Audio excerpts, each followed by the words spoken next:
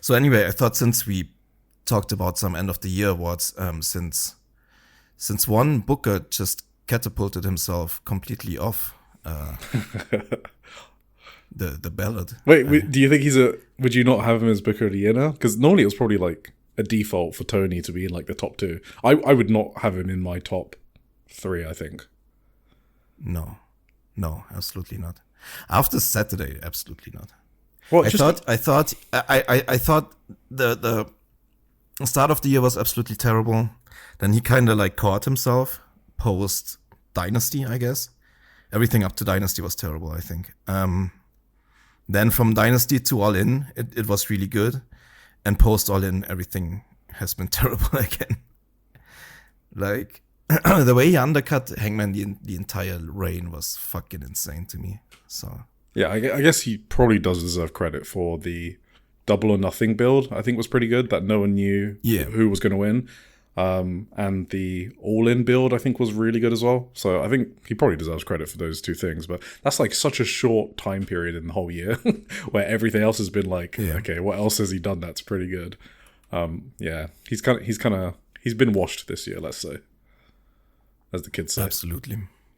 Yeah. So who would you go? Who would you go for? Book of the year? I mean, really, Tim? It's Joshi'ing around. It's Rossy Ogawa. Yeah, Rossy fucking... No, it's Taro... I think you genuinely have to be doing crack cocaine to not vote Taro Okada as Booker of the Year.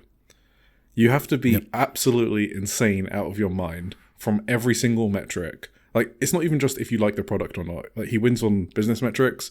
He wins on... Well, I think he wins on product, obviously, because I like the product. But even if you don't like the product, how could you not vote him for Booker of the Year? If you think he puts bad shows on, do you maybe not realize that you might be just the outlier if business is up? I guess maybe people then use the WWE argument, right? If their business is up and their product shit. I mean, is their business up though? Oh yeah, okay, not this year, but I mean, say in 2023 or whatever it was. You can't make a sole business case for Book of the Year. So do you think it's... here's an interesting question. Well, do you think if you don't like the product of a booker, it's valid for you not to vote for them for Booker of the Year? It has to be, right? There has to be some subjectivity in it. Well, I personally think it's like on a case by case basis a little bit, because like a company like the WWE, I don't really think it really matters what they do. Honestly, the business is always going to be good for them. Yeah, and like their fans just eat any shit they're getting served. I think for smaller companies like Stardom or like any Joshi company, the booking is a lot more impactful for how for how many people will buy tickets or whatever. Yeah, WWE will always have like some schmucks buy their fucking $5,000 tickets or whatever. It's so they're kind of like an isolated case for me, the WWE specifically, because it's just like the brand name sells so much for them. It doesn't really matter. Like they have to really fuck up massively to like decline in business, I think, and the signs right now show that they did fuck up massively with everything they did, like this disastrous John Cena run and like pushing CM Punk and all that stupid stuff they're doing. So, yeah, I guess I started this run kind of like really against people not voting for him. But if you don't like Stardom's creative and the product, can you hold it against Taro Okada if you personally don't like it? I mean, I think in this case it's different. Because like obviously it had tremendous impact on their business, positive impact. It did, yeah. So, but like with the WWE, I wouldn't say it has like the same, like relatively the same amount of impact in either direction. So do you think they would have done the same numbers if they didn't have the Cody Rhodes finisher storyline at WrestleMania? That's a good question. I mean, I'm not trying to root for ISIS here, by the way. I think they kind of like had something there, like the entire thing. I don't know who is to blame for it, but I mean, something tells me that Cody in itself wasn't even really maybe the guy, because he doesn't seem to be that hot now. I mean, they cooled him down extremely with all that happened this year. So, Why the fuck am I even but I playing mean, devil's also advocate? Cody sucks. So Yeah, he so does. maybe WWE fans just started realizing that that's maybe more the case. I don't know. I mean, whatever it was with this like extreme business hype, I think it also has to do with like Vince getting ousted and all those like other factors. AEW completely crashing out. I think there's a lot of other factors that play into that big wave for WWE, and then also like the entire like media landscape changing the narrative and influencing a lot. I think all that stuff has a lot to do with it. Like becoming like every news outlet becoming basically WWE's own PR machine. That's always gonna work well for them, I think so. Tim, our viewers are going to think we don't like WWE. Yeah, We can't give them that impression. like, who else could you even like? I was thinking also like business related more. Yeah, that's what I was gonna bring up. It's like Lutheroth the Third, I think, is at least rumored to be the booker. But I think it's more like a committee where he's part of it or something. Not sure. Yeah, CMLL is obviously another big case. But like after full year, I don't think you can in good faith hand it to Tony this year, honestly. Yeah, let me revise my statement. And the entire build since All In, everything they did with Hangman is a fucking travesty. So yeah, I think you have to be crazy not to vote Okada or CMLL. I mean, if you don't like watch Stardom and you vote for CMLL booking, I don't think that's a problem. I think that kind of makes sense. So let me revise my crack cocaine statement to those two promotions.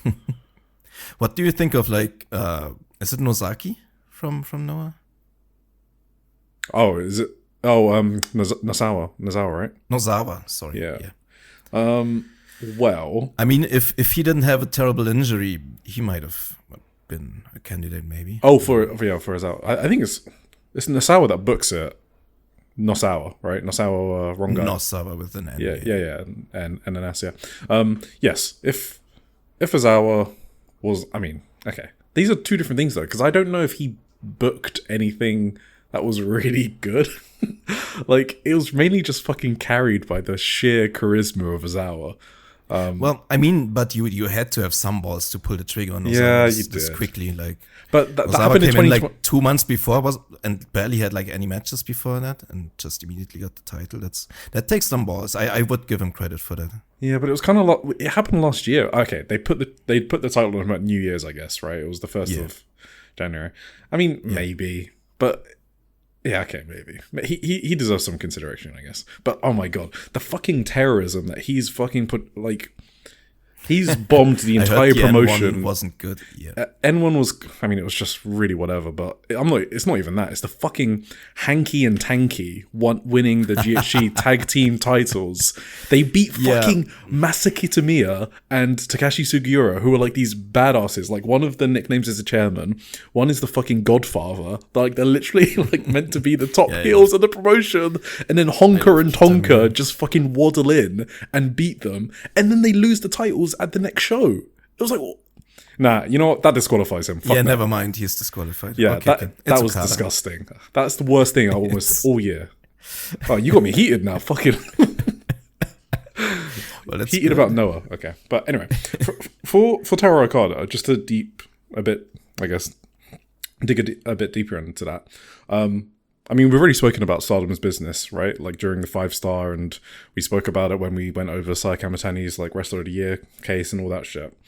I think the main thing, like, people kind of forget, wasn't Stardom like meant to be in the dumps after like all the Marigold, the Marigold split and stuff? But in 2024, they set up a bunch of storylines. Like, that's when the Sai heel turn was set up. That's when the Tam Nakano red belt reign kicked off, right? To start off that storyline. Hate was created. Starlight Kid started getting elevated in 2024, right? She wins the title at the end of the year. All of those things have led to 2025 deliberately being where it is now. And I think what a good booker does is they give their wrestlers the ball, and then the wrestler just runs away with it. So the Saya Tam storyline, right? They're gone. Yeah. But you can say Well, something. I was just gonna say in the same vein, also 2025, right? You lose Tam, you lose Mayu, you Oh, lose yeah. Maika, Exactly. you lose Shuri for a couple of months, and still just business is roaring. It's crazy. Exactly. But So, please continue. no, I was just gonna say. So the Saya Tam storyline is like what made the promotion hot. No one argues about that, right? That's like everyone knows that as a fact. Mm-hmm. Okay, cool. Yeah, absolutely. Okay. I mean, you don't have to ask me. I don't know. Yeah. Okay. Just check it. Other people are insane, but So Starlight's had an insane year as white belt champ, right? It's like one of the best booked title reigns in the world, along with having some of the best matches. The booker was responsible for identifying Starlight Kid as that bona fide star and treating her like one. So that's what a good booker does, right? Give Starlight Kid the ball, let her run with it. Rena's elevation, right? Yes. So you spoke about all of the stars that have left. These are the people that he's elevated. Like Rena, like this started back in February, like when she was deliberately placed in the main event against Starlight Kid in her fucking hometown, right? That's not by accident. Like the booker recognized, okay, let's put her in the main event in the hometown, see what she does. And that match was fucking insane, right? That's where it started. Then he gave her like a prominent role in the 5-star, right? She went all the way to the block finals. So obviously Rena's very talented, but again, the booker gave her the ball and she ran with it. That's the main stuff. But then lower down the card, you got Azumi, right? First red or white belt reign of her career. That's after making the 5-star finals. She got elevated. Okay. This one's a fun one, Tim. Bazilla. challenge. Bazilla. Yeah. So, Stardom haters should get mad about this, okay? Because she is being booked infinitely better than she ever was in Marigold. And it's not even fucking close by a country fucking mile. What title has she challenged for since she joined Stardom? New Japan strong. The New Japan Strong Women's title. Who gives a fuck about that belt? So she's been kept super over, and she's a wrestler that the fans go nuts for, all while being kept away from the titles. That is how you book someone like Bazilla.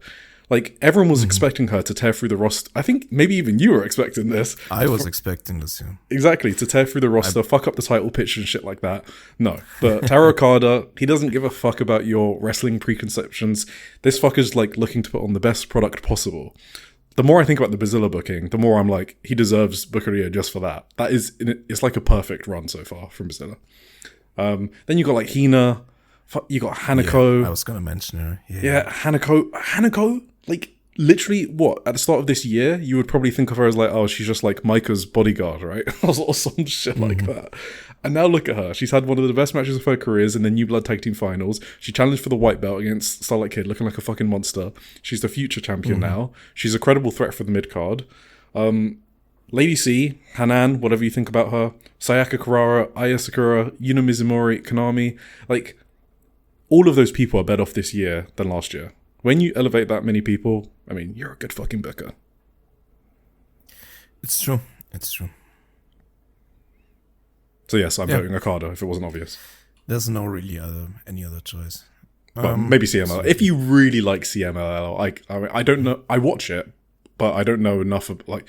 It's a good product. Like, there's no denying it's a good product. They're business-wise, they do blow Stardom out of the fucking water. Let's make no mistake about that. So they deserve some credit for that for sure. And so if you voted Booker of the Year for CMLL, I mean that completely makes sense to me. Yep. True. No, completely agree with all of that. I was going to talk about Takumi Iroha, and now I'm like, I don't know if I want to do that whole thing. Yeah, I don't know if anyone is interested in the storyline arc of Sankara Akatsuki, but there is an interesting case there as well. Maybe for another time. Maybe for the end of the year. Maybe she can make a nice third place there. Hell yeah. Is she pretty much the sole booker now? I think, okay, my assumption is she books all of the big storylines, the major shit, like the top 2 matches of each card, and then the lower card shit just seems to be like Chigusa Nagai's playground, where she just books like Yosuke Santa Maria, some West Coast pro wrestlers, some comedy, Jiro, Kuroshio, Tokyo, Japan, all of those people. Like, she likes her comedy on the lower card, and I just feel like Takumi's probably responsible for the upper card. I think that's my understanding from like what I've seen and read. So, but yeah, Senka's elevation in 2025 is just it's fucking chef's kiss. I'm gonna save that for another episode though. All right. Awesome.